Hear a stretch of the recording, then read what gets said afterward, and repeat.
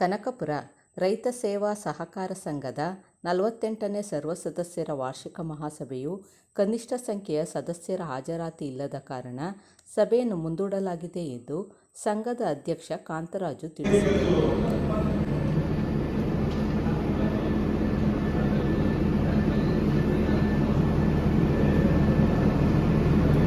ರೈತರ ಸೇವಾ ಸಹಕಾರ ಸಂಘ ನಿಬಂಧ ಕನಕಪುರ ಬೆಂಗಳೂರು ದಕ್ಷಿಣ ಜಿಲ್ಲೆ ಆರ್ಥಿಕ ನೆರವು ಯುಗಬೇಕು 2024-25ನೇ ಸಾಲಿನ ಸರ್ವ ಸದಸ್ಯರ ವಾರ್ಷಿಕ ಮಹಾಸಭೆ ಆಹ್ವಾನ ಪತ್ರಿಕೆ ದಿನಾಂಕ 25/9/2025 ಗುರುವಾರ ಸಮಯ ಬೆಳಗ್ಗೆ 8 ಗಂಟೆಗೆ ಸಂಘದ ಕಚೇರಿ ಕೆಳ ಆವರಣ ಶ್ರೀ ಶಿವರಾಂಕೇಶ್ವರ ಕಾಂಪ್ಲೆಕ್ಸ್ ಕೋಡಿಹಳ್ಳಿ ರಸ್ತೆ ಕನಕಪುರ ಟವರ್.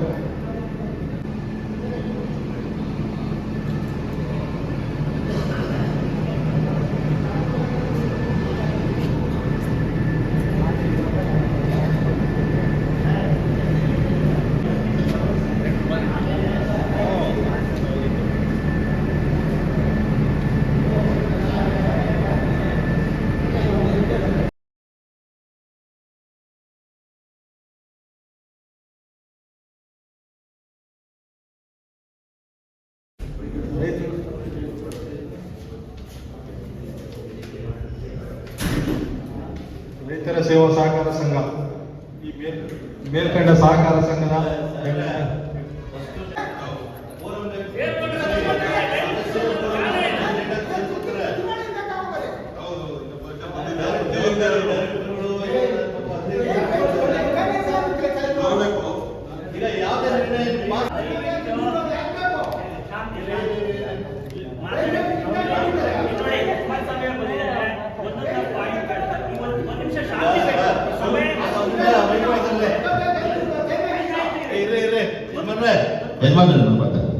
ಏನಿಲ್ಲ ಸರ್ ಅಧ್ಯಕ್ಷರೇ, ಸ್ವಲ್ಪ ಸೌಂಡ್ ಕಮ್ಮಿ ಕೊಡೋದು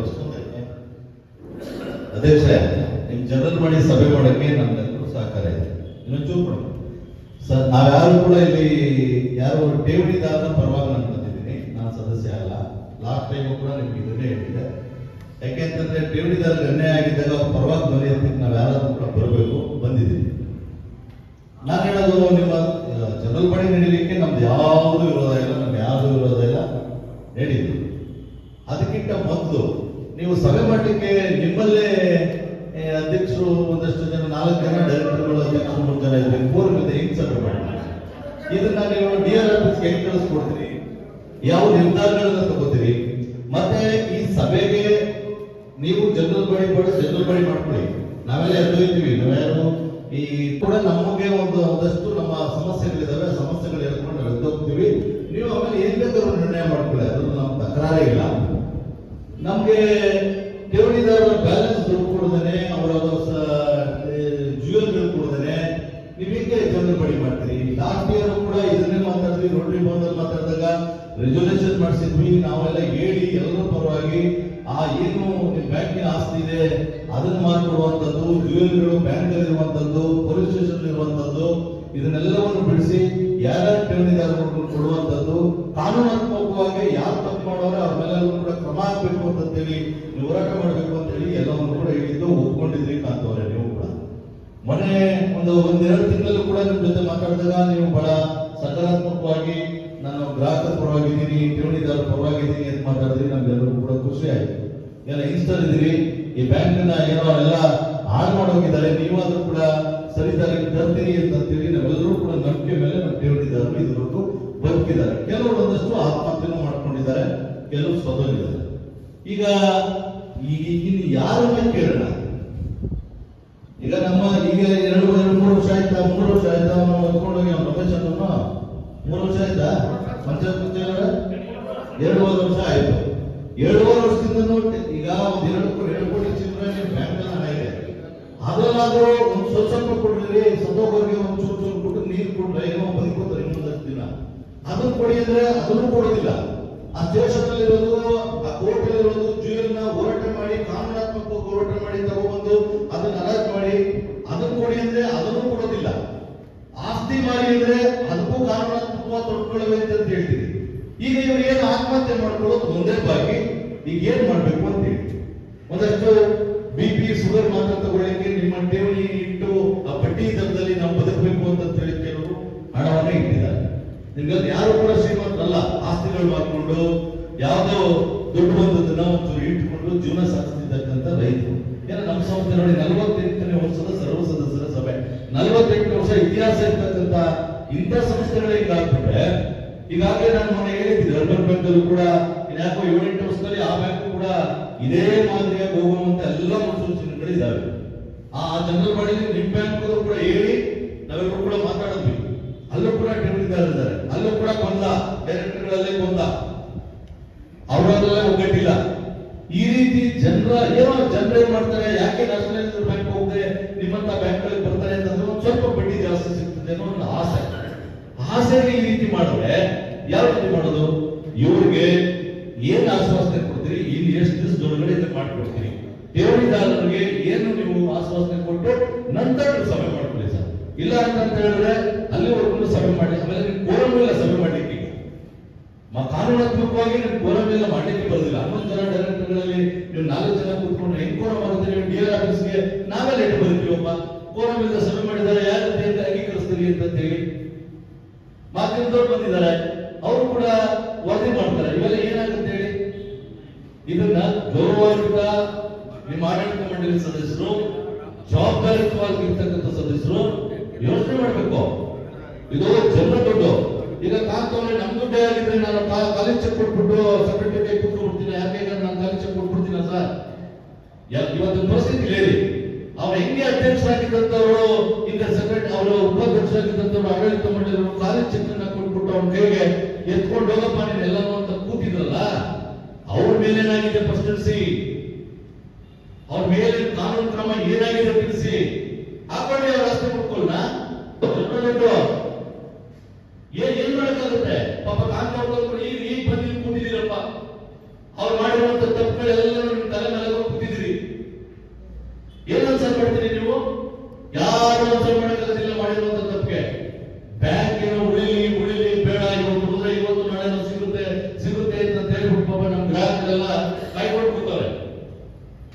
ಒಂದು ಬ್ಯಾಂಕ್ ಅನ್ನ, ಒಂದು ಸಂಸ್ಥೆನ ಹಾಳು ಮಾಡೋದು 10 ನಿಮಿಷದ ಕೆಲಸ, ಆದ್ರೆ ಕಟ್ಟಕ್ಕಿದೆಯಲ್ಲ ಶ್ರಮ, ಬಹಳ ಶ್ರಮ ಇದೆ. ಅದನ್ನ ಒಂದು ವಿದ್ಯಾಸಂಸ್ಥೆ ಆಗಿರ್ಬೋದು, ಒಂದು ಸಂಘ ಸಂಸ್ಥೆಗಳಾಗಿರ್ಬೋದು, ಒಂದು ಬ್ಯಾಂಕ್ ಎಲ್ಲವೂ ಕೂಡ ಅಷ್ಟೇ ದುಡುಕಿ ಯಾವುದೇ ನಿರ್ಧಾರವನ್ನು ತಗೋಬಾರದು ಅಂತೇಳಿ 2 ವರ್ಷದಿಂದ ಕಾಯ್ತಿದಾರಲ್ಲ. ಇವತ್ತಾಗುತ್ತೆ, ನಾಳೆ ಆಗುತ್ತೆ ಅಂತ ನೀವೇನೆಲ್ಲ ಕಡತದಲ್ಲಿ ನೀವೇನ್ ಮಾಡ್ತಿದ್ದೀರಿ? ಡಿಆರ್ ಆಫೀಸ್ ಹೋಗಿದೀವಿ, ಅಲ್ಲಿ ಕೊಟ್ಟಿದೀವಿ ಸರ್. ಅದು ಗ್ರಾಹಕರು ಬೇಕಾಗಿಲ್ಲ ಸರ್. 1 ತಿಂಗಳು, 2 ತಿಂಗಳು, 3 ತಿಂಗಳಾದ್ರೆ ಓಕೆ, ತೊಂದರೆ ಇಲ್ಲ. ನೀವು ಯಾಕೆ ಇಷ್ಟೊಂದು ಹಿಂದೆ ಇದ್ದಂತ ಅಧ್ಯಕ್ಷರು, ಆಡಳಿತ ಮಂಡಳಿಯವರ ಮೇಲೆ ಇಷ್ಟೊಂದು ಯಾಕೆ ನೀವು ಕರಿಗಾರ ತೋರಿಸ್ತಿರೋ ನನಗೆ ಗೊತ್ತಿಲ್ಲ. ಅವ್ರದ್ದು ತಾನೇ ತಪ್ಪದು, ನೀವೇನ್ ತಪ್ಪು ಮಾಡಿಲ್ವಲ್ಲ. ಈಗ ಮಾಡ್ತಿದ್ದೀರಲ್ಲ, ಅದೇ ರೀತಿ ಹಿಂದೆ ಮಾಡ್ಕೊಂಡು ಬಂದಿದ್ರಿ ಬ್ಯಾಂಕಿಂಗ್ ಆಗ್ತಿದ್ದ ಅಧ್ಯಕ್ಷರೇ. ಹಾಗಾಗಿ ಯಾರೇ ಆಗಿರ್ಬೋದು, ಹಿಂದಿನ ಅವಧಿಯ ಎಲ್ಲ ಅಧ್ಯಕ್ಷರು, ಪದಾಧಿಕಾರಿಗಳು ಇದಕ್ಕೆಲ್ಲ ಕೂಡ ಹೊಣೆಗಾರರು. ಅವ್ರ ಮೇಲೆಲ್ಲ ಕ್ರಿಮಿನಲ್ ಕೇಸ್ ಹಾಕಿ ಕೋರ್ಟ್ ಅಲ್ಲಿ ನೀವು ಅವರ ಆಸ್ತಿ ಮುಟ್ಟುಗೋಲು ಹಾಕೊಳ್ಳಿಕ್ಕೆ ಒತ್ತಾಯ ಮಾಡಲೇಬೇಕು. ಅದನ್ನು ರೆಜಲ್ಯೂಷನ್ ಲಾಸ್ಟ್ ಟೈಮ್ ಮಾಡಿದ್ರಿ ಅನ್ಸುತ್ತೆ, ಈ ಸರಿ ಮಾಡಬೇಕು. ಮತ್ತೀಗ ಇವ್ರಿಗೆ ಏನು ಜುವೆಲ್ ಇದಾವೆ ಅದನ್ನು ಬಿಡಿಸ್ಕೊಳ್ಳುವಂಥದ್ದು, ಮತ್ತೆ ನಿಮ್ಮ ಠೇವಣಿಗಳನ್ನ ಏನಿದೆ ಅದು ಈಗ ಒಂದಷ್ಟು ಒಡ್ಡೆಗಳನ್ನ ಬಿಡಿಸ್ಕೊಂಡು ಇನ್ನೊಂದು ದುಡ್ಡೇನೋ ಬಂದಿದೆ ನಿಮ್ಮ ಬ್ಯಾಂಕ್ಗೆ. ಎಷ್ಟು ಕೋಟಿ ಇರ್ಬೋದು ಸೆಕ್ರೆಟರಿ? 2.5 ಕೋಟಿ ಇದೆ. ಫಸ್ಟ್ ಒಂದು ಸ್ವಲ್ಪ ಕೊಡಿ ಅವ್ರಿಗೆ, ಅದಾದ್ರೂ ಒಂದು ಆಶ್ವಾಸನೆ ಕೊಟ್ಟರೆ ಸಮಾಜ ಇವತ್ತಲ್ಲ ನಾಳೆ ಬರುತ್ತೆ ಅಂತೇಳಿ ಅವ್ರಿಗೂ ಕೂಡ ಒಂದು ನೆಮ್ಮದಿ ಇರ್ತದೆ. ನಾನಂತ ಮೊನ್ನೆ ಇವರೆಲ್ಲ ಕರೆಸೋದು ಸಭೆ ಮಾಡಿದಾಗ ಅಧ್ಯಕ್ಷರೇ ಇವರೆಲ್ಲ ಒಂದು ನಿರ್ಧಾರ ತಗೊಂಡ್ರು, ಇಲ್ಲ ಕೊನೆ ಇಲ್ವಾ ನಾವು ವಿಧಾನಸೌಧದ ಮುಂದೆ, ಹೈಕೋರ್ಟ್ ಮುಂದೆ ಮಧ್ಯದಲ್ಲಿ ಹೋಗ್ಬಿಟ್ಟು ಎಲ್ಲರೂ ಕೂಡ ಆತ್ಮಹತ್ಯೆ ಮಾಡ್ಕೋಬೇಕು ಅಂತೇಳಿ ನಿರ್ಧಾರ ಮಾಡೋಣ. ಯಾಕೆ ಅಂತಂದ್ರೆ ಇಲ್ಲಿ ಕೇಳ್ಕೊಂಡ್ರೆ ಜನ ಬಡವರನ್ನು ಸದ್ದು ದೌಡೆ ಮೂಲಕ ಯಾರು ಕೇಳಿಸೋಲ್ಲ. ಇಲ್ಲಿ ಕೇಳ್ಕೊಂಡ್ರೆ ಯಾರು ಕೇಳಿಸ್ತದೆ? ಯಾರು ಇಲ್ಲಿನ ನಾನು ಹೇಳ್ತೀನಿ, ಇಷ್ಟೊಕ್ಕೆ ಇದನ್ನ ಇಲ್ಲಿನ ಶಾಸಕರು ಇದನ್ನ ಕರೆದು ಬಗೆಹರಿಸಬೇಕಾಗಿತ್ತು ನನ್ನ ಅನಿಸಿಕೆಯಲ್ಲಿ. ಯಾಕೆಂದ್ರೆ ಅವ್ರ ಕ್ಷೇತ್ರ ಇದು, ಅವ್ರದೇ ಸರ್ಕಾರ ಇದೆ. ಈಗ ಅವ್ರು ಮನ್ಸು ಮಾಡಿದ್ರೆ ಏನ್ ಬೇಕಾದ್ರೂ ಮಾಡಿ ನಿಮ್ಗೆ ಸಹಕಾರ ಕೊಡ್ಬೋದು ಅಂತಲೂ ಗೊತ್ತಿಲ್ಲ.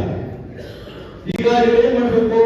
ಇಲ್ಲ ವಿಧಾನಸೌಧ, ಹೈಕೋರ್ಟ್ ಮುಂದೆ ಹೋಗ್ಬಿಟ್ಟು ಆತ್ಮಹತ್ಯೆ ಮಾಡ್ಕೋಬೇಕು, ಇಲ್ಲ ಇಲ್ಲಿನ ಶಾಸಕರ ಮನೆ ಮುಂದೆ ಹೋಗಿ ಆತ್ಮಹತ್ಯೆ ಮಾಡ್ಕೋಬೇಕು. ಯಾಕೆ? ಪಾಪ ಶಾಸಕರು ಮಾಡಿಲ್ಲ ಇದಕ್ಕೆ, ಅವ್ರ ಬಗ್ಗೆ ನಾವು ತಪ್ಪು ಕಲ್ಪನೆ ಇಲ್ಲ, ಅವ್ರೇನು ನೀವು ಮಾಡಿ ಅಂತ ಹೇಳಿರ್ಲಿಲ್ಲ. ನಿಮ್ಮ ಆಡಳಿತ ಮಂಡಳಿ ಮಾಡಿರುವಂತ ತಪ್ಪಿಗೆ ಈ ಕ್ಷೇತ್ರದ ಶಾಸಕರು ಕೆಟ್ಟ ಹೆಸರು. ಕನಕಪುರದಲ್ಲಿ ಹೀಗಾಗಿದೆ, ಬೆಂಗಳೂರು ವಿಧಾನಸೌಧ ಸರ್ಕಾರದ ಮಟ್ಟದಲ್ಲಿ ಮಾಧ್ಯಮದ ಮೂಲಕ ಬೆಳಕಿನ ಚೆಲ್ಲಿದ್ರೆ ರಾಷ್ಟ್ರೀಯ ಮಾಧ್ಯಮದ ಮೂಲಕ ಏನಾಗ್ಬೋದು ಅಂತಕ್ಕಂಥದ್ದನ್ನ ಯೋಚನೆ ಮಾಡಿ. ನಾನಂತೂ ಇವ್ರ ಪರವಾಗಿ ಕೊನೆಯವರೆಗೂ ನಿಂತಿರ್ತೀನಿ. ಅದ್ಯಾವುದೋ ಒತ್ತಡ ಬಂದ್ರು ಸರಿನೇ, ಏನಾದ್ರೂ ಪರವಾಗಿಲ್ಲ. ಕೊನೆಗೆ ಇವ್ರು ಯಾರ್ಯಾರು ಏನ್ ಆತ್ಮಹತ್ಯೆ ಮಾಡ್ಕೋದ ಗೊತ್ತಿಲ್ಲ. ಆ ಶಾಪ ಎಲ್ಲ ಕೂಡ ನಿಮ್ಗೆ ಕಟ್ಟುತ್ತೆ.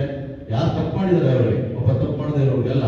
ಹಾಗಾಗಿ ಈಗ ಏನು ಅವ್ರಿಗೆ ಆಶ್ವಾಸನೆ ಕೊಡ್ತೀರಾ, ಎಷ್ಟು ದಿನದೊಳಗಡೆ ಇದನ್ನ ಸಮಸ್ಯೆ ಬಗೆಹರಿಸ್ಕೊಡ್ತೀರಾ, ಅದನ್ನ ಹೇಳಾದ್ಮೇಲೆ ನೀವು ಸುಲಲಿತವಾಗಿ ನಿಮ್ಮ ಸಭೆನ ನೀವು ಮಾಡಿ, ನಾವೆಲ್ಲ ಎದ್ದು ಹೋಗ್ತೀವಿ. ಇಲ್ಲ ಅಂತ ಹೇಳಿದ್ರೆ ಎಲ್ಲರೂ ಸಭೆ ಇಲ್ಲೇ ಕೂತ್ಕೋಬೇಕಾಯ್ತು, ಅನಿವಾರ್ಯ. ಇನ್ನೊಂದು ಕೋರಬೇಲುವನ್ನು ನೀವೇನ್ ಸಭೆ ಮಾಡ್ತೀರಿ? ಕೋರಬೇಲ್ ಏನ್ ಸಭೆ ಮಾಡಿ ಅಲ್ಲ, ಎಲ್ಲರಿಗೂ ಸಮಸ್ಯೆ ಇದೆ. ಈಗ ಅಧ್ಯಕ್ಷರು ಏನು ಮಾತಾಡ್ತಾರೆ, ಅಧ್ಯಕ್ಷರೇ, ಈಗ ಇರೋ ಸಮಸ್ಯೆಗೆ ಏನಾದ್ರು ತಾತ್ಕಾಲಿಕವಾಗಿ ಒಂದು ಸ್ವಲ್ಪನಾದ್ರೂ ನೀವು ಇರೋ ದುಡ್ಡನ್ನಾದ್ರೂ ಇಮಿಡಿಯೇಟ್ ಸಭೆ ಆದ್ಮೇಲೆ ಮಾಡ್ತೀವಿ, ಸ್ವಲ್ಪ ಕೊಡ್ತೀವಿ. ಆಗಮಿಸುವಂತ ಕೇವಳಿದಾರರು ಹಾಗೂ ನಮ್ಮ ರೈತರ ಸೇವಾ ಸಹಕಾರ ಸದಸ್ಯರಿಗೆಲ್ಲರೂ ಸ್ವಾಗತಕ್ಕಿಂತ ಕುಮಾರಸ್ವಾಮಿ ಅವರು ತಮ್ಮ ಎದುರಿಗೆ ಇಷ್ಟೊಂದೆಲ್ಲರೂ ಮಾತಾಡಿದ್ರು. ಅದನ್ನೆಲ್ಲ ನಾವು ಅರ್ಥ ಮಾಡ್ಕೊಂಡಿದ್ದೀವಿ. ಈ ನಾವು ಏನಿತ್ತು ಬ್ಯಾಂಕಿಗೆ ಒಡವೆ ಒಂದು 8 kg ಒಡವೆ ಇತ್ತು. ಆ 8 kg ಒಡವೆನೆಲ್ಲ ರಿಲೀಸ್ ಮಾಡಿಸಿ ಯಾವುದೇ ಥರ ಬಡ್ಡಿ ತಗೊಂಡಿದ್ದಕ್ಕೆ ರಿಲೀಸ್ ಮಾಡಿಸಿ ಅದು ಟೋಟಲ್ ಬಂದಂಥ ಅಮೌಂಟನ್ನು ನಾವು BDCC ಬ್ಯಾಂಕಲ್ಲಿ 2.5 ಕೋಟಿ FD ಮಾಡಿದ್ದೀವಿ. ಮಿಕ್ಕಿದ್ದು SB ಅಕೌಂಟಲ್ಲಿ ಒಂದು 7,80,000 ರೂಪಾಯಿ ಇದೆ. ಎಲ್ಲ ಒಟ್ಟು ಟೋಟಲ್ 2,60,00,000 ಇದೆ. ಆಡಿಟು 24, 25, 23, 24 2 ಆಡಿಟ್ ಮುಗಿದಿದೆ. 23, 24 ಆಡಿಟಲ್ಲಿ ಒಟ್ಟು ದುರುಪಯೋಗ ಮಾಡಿರೋದು 20,43,43,591 ರೂಪಾಯಿ 91 ಪೈಸಾ.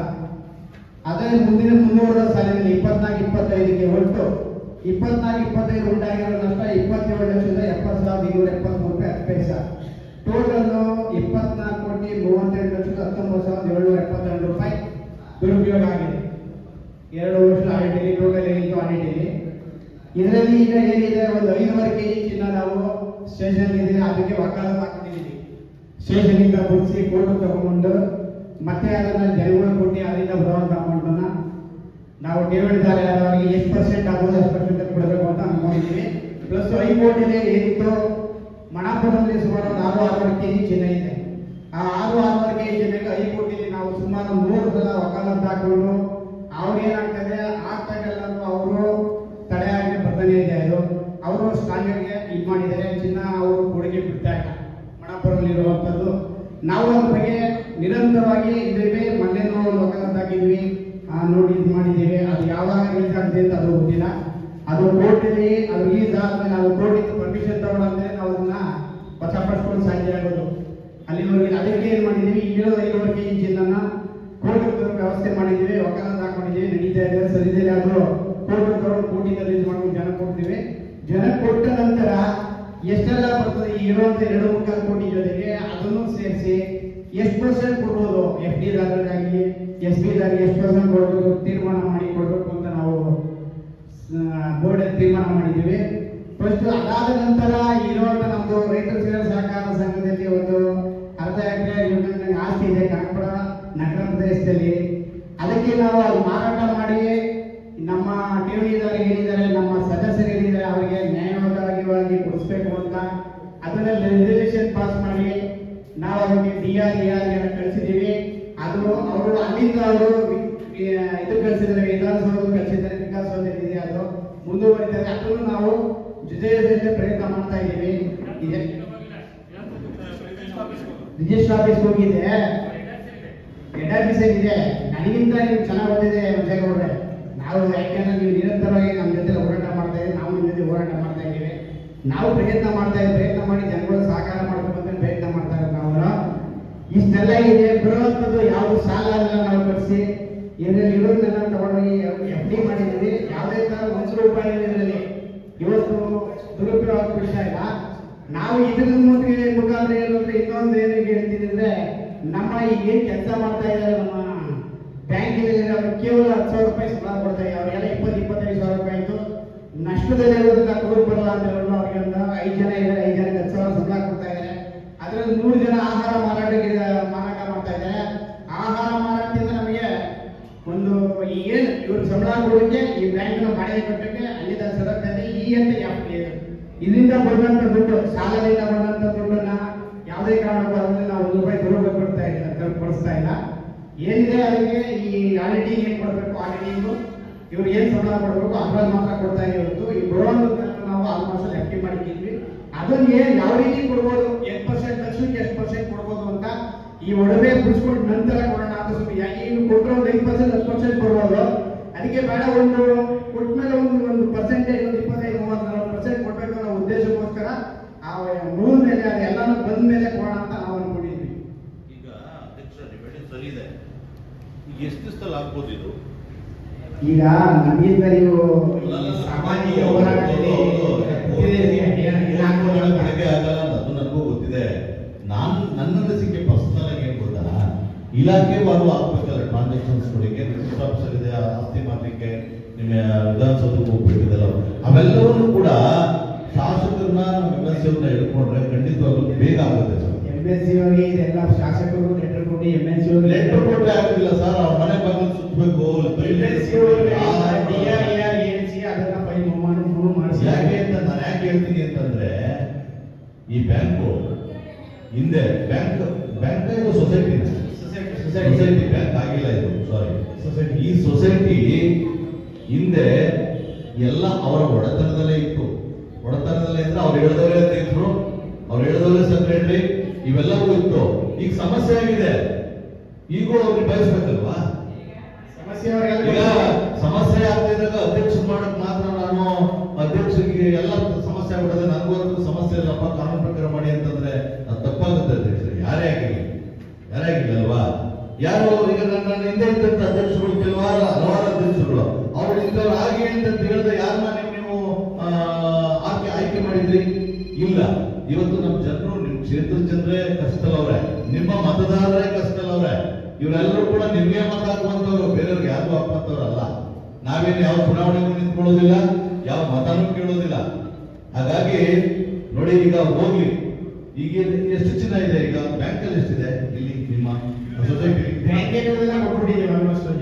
ಅದರಿಂದ ಬಂದಂತ ದುಡ್ಡೇ ಈಗ 2 ಕೋಟಿ ಚಿನ್ನ ಇರೋದು ಬಿಡಿಸ್ಕೊಂಡೋದ್ರಲ್ಲ, ಅದು ಏನಾದ್ರೂ ಇನ್ನೊಂದು 2-3 ತಿಂಗಳಲ್ಲಿ ಏನಾದ್ರು ಒಂದು ಈ ಆಸ್ತಿ ಮಾರುವಂತದ್ದೆಲ್ಲ ಆಗ್ಬೋದಾ? ಆಸ್ತಿ ಮಾರೋದು ನಿಧಾನ ಆಗ್ಬೋದು, ಚಿನ್ನ ಇದೆಯಲ್ಲ ಸದ್ಯದಲ್ಲೇ ಆಗ್ಬೋದು ಅಂತ ಅನ್ಕೊಂಡಿದ್ದೀನಿ. ಈಗ ಚಿನ್ನ ರಿಲೀಸ್ ಆದ ತಕ್ಷಣನೇ ಇದು ಎಲ್ಲರೂ ಸೇರಿ ನಿಮಗೆ ಠೇವಣಿದಾರರಿಗೆ ಬೇರೆ ಎಲ್ಲೂ ₹1 ಕೊಡಬಾರ್ದು, ಎಲ್ಲ ಠೇವಣಿದಾರರಿಗೆ ಎಷ್ಟು ಪರ್ಸೆಂಟ್ ಬರ್ತದೆ ಲೆಕ್ಕ ಹಾಕೊಂಡು ಕೊಡುವಂತ. ಆಯ್ತು, ನಿಮ್ ಚಿನ್ನ ಬಂದಿದೆ ಕೊಡ್ತೀವಿ ಅಂದ್ರೆ ಕ್ಯೂ ನಿಂತು ರಿಲೀಸ್ ಮಾಡಿಸ್ಕೊಳ್ತಾರೆ. ಸುಮ್ಮನೆ ಇವತ್ತು 11,000 ಇದೆ ಕೊಡ್ತೀವಿ ಅಂತ ಹೇಳಿ ಒಂದು ವಾರದೊಳಗಡೆ ಬಿಡಿಸ್ಕೊತಾರೆ. ಅದಕ್ಕೊಂದು ಟೈಮ್ ಕೊಡಿ.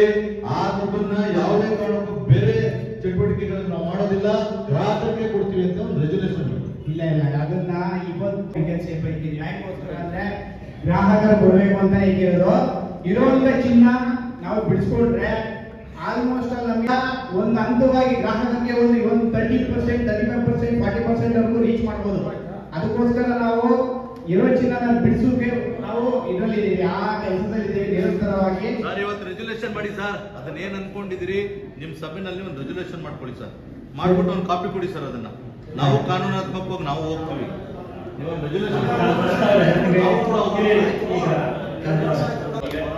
ಸಮಸ್ಯೆಗಳು ಎಲ್ಲರ ಪರವಾಗಿ ಕುಮಾರಸ್ವಾಮಿ ಅವರು ಬ್ರೀಫ್ ಮಾಡಿಬಿಟ್ಟಿದ್ದಾರೆ. ನಾನು ರೈಟ್ ಫ್ರಮ್ ಡೇ 1 ನಿಮ್ಮ ಜೊತೆ ಇಂಟ್ರಾಕ್ಟ್ ಮಾಡ್ತಿರ್ತೀನಿ. ತುಂಬಾ ಇದಕ್ಕೆ ಸ್ಪಂದಿಸ್ತಾ ಇದ್ದೀರಾ, ಸಾಕಷ್ಟು ಪ್ರಾಬ್ಲಮ್ ಸಾಲ್ವ್ ಮಾಡ್ಬೇಕಂತ. ಅದೇ ಇವ್ರು ಹೇಳಿದಾಗೆ ಅವ್ರು ಯಾರೋ ಮಾಡಿದ ತಪ್ಪನ್ನ ನಿಮ್ಮ ತಲೆಮೇಲೆ ಹಾಕೊಂಡು ಒಂದು ಜವಾಬ್ದಾರಿಯುತವಾಗಿ ನಿರ್ವಹಿಸ್ತಾ ಇದ್ದೀರಾ. ಪ್ರೋಗ್ರೆಸ್ ಆಗಿದೆ, ಡೆಫಿನೆಟ್ಲಿ ಡೆಪಾಸಿಟ್ಸ್ ಬಂದಿದೆ. ಮತ್ತೆ ಇದಕ್ಕೆ ರೆಸಲ್ಯೂಷನ್ ಮಾಡಿ ನೀವು ಇದಕ್ಕೆ ಸಬ್ಮಿಟ್ ಮಾಡಿದ್ದೀರಾ ಸೇಲ್ ಬಗ್ಗೆ, ಅದು ಇದಾಗಿದೆ. ಈಗ ನನಗೆ ಒಂದು ಮಾಹಿತಿ ಕೊಡಿ. ಈಗ ನೀವು ಬ್ಯಾಂಕಲ್ಲಿ ಹೆಚ್ಚು ಕಟ್ಟು 2.25 ಕೋಟಿ ಇದೆ ಅಂತ ಹೇಳ್ತಿದ್ದೀರಿ, 2 ಸೇರಿ PDCC ಬ್ಯಾಂಕು ಮತ್ತೆ ಇದು. ಅದೇ ರೀತಿ ಠೇವಣಿ ಅಂದ್ರೆ ಫಿಕ್ಸ್ಡ್ ಡೆಪಾಸಿಟ್ ಮತ್ತೆ ಈ ಠೇವಣಿದಾರರ ದುಡ್ಡು ಎಷ್ಟಿದೆ? ಠೇವಣಿದಾರರು 14 ಕೋಟಿ ಠೇವಣಿದಾರ SPPT ಓನ್ಲಿ FD ಫಿಕ್ಸೆಡ್ ಇದೆ 14 ಕೋಟಿ ಇದೆ.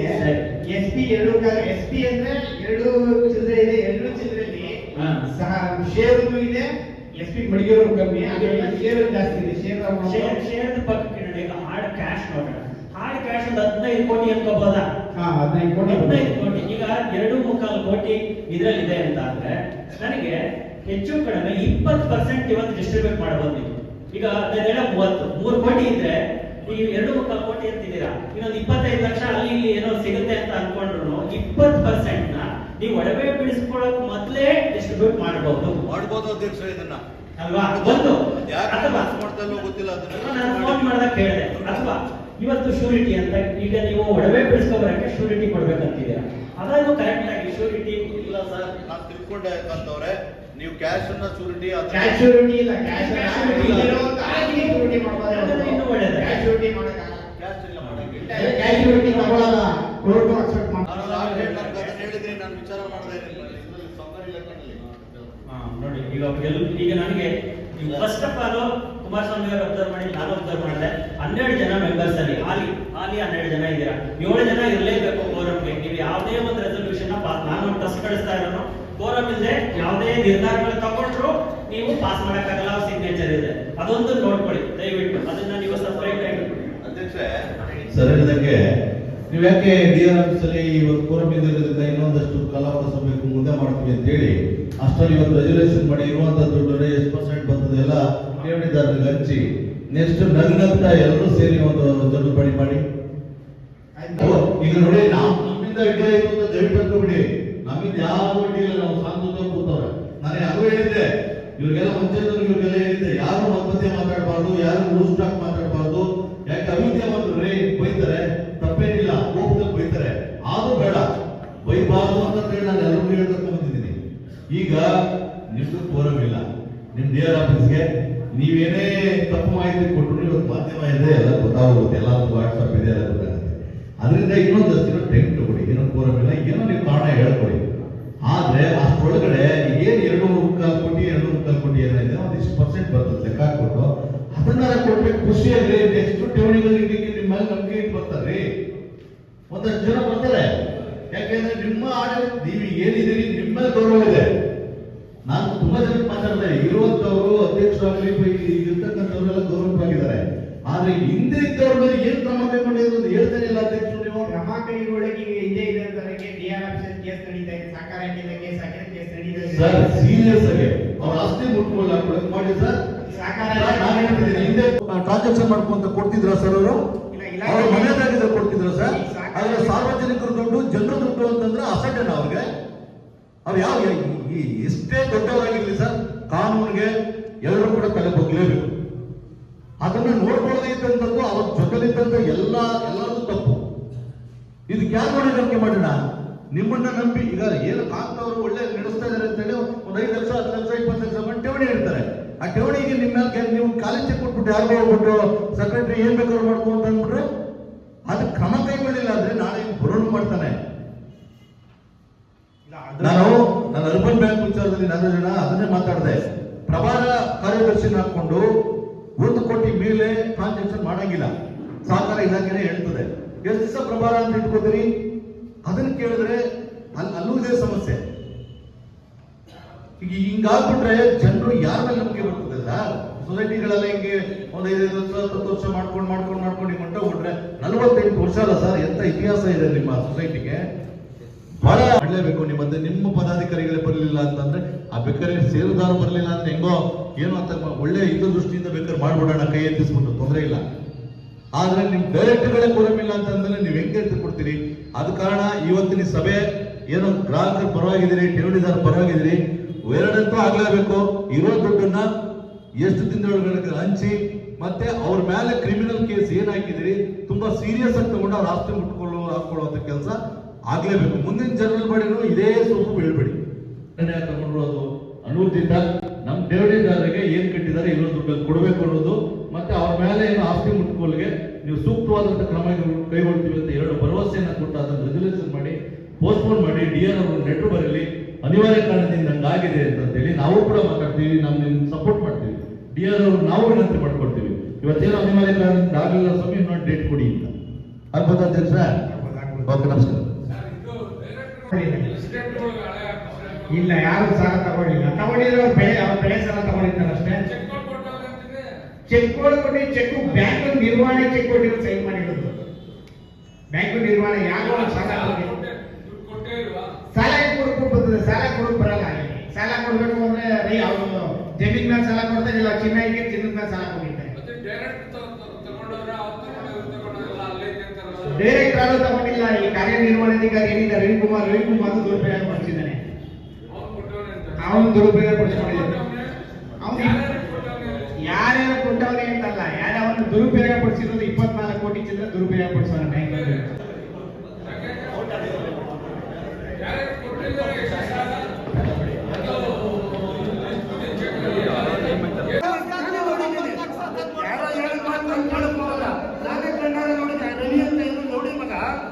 ತಪ್ಪು ತಿಳ್ಕೊಬೇಡ, ನಾನು ಬೈತಾನೆ ಅಂತ ನನ್ನ ಹೊಟ್ಟೆ ಉಳಿತಾರೆ ಆಯ್ತಾ.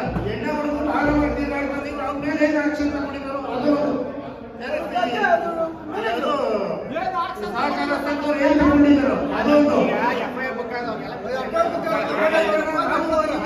5 ವರ್ಷ ಜೈಲು ತಗೊಂಡ್ರೆ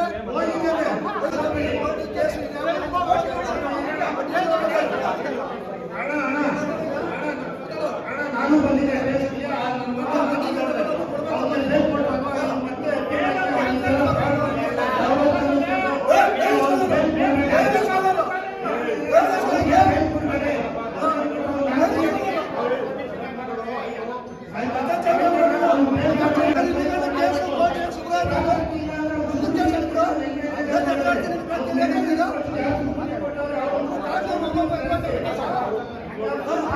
Gracias.